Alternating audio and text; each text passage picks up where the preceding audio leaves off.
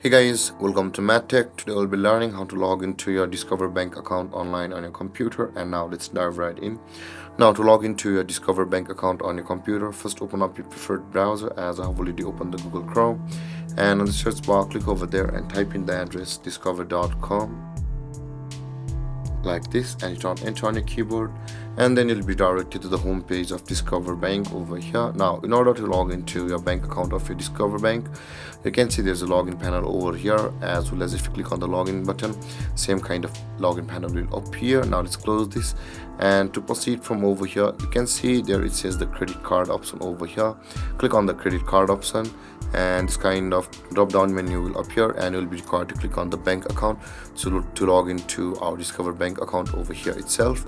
And after choosing your bank account, enter the user ID of your bank account of your Discover Bank and enter the password of your account, whichever may it be. But guys, if you've forgotten your user ID or password, click on the forgot user ID/password button over here.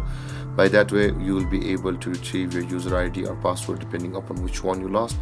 And with that being said guys, after entering your user ID and your password, click on the login button over here, and then you'll be signed into your Discover Bank account online on your computer.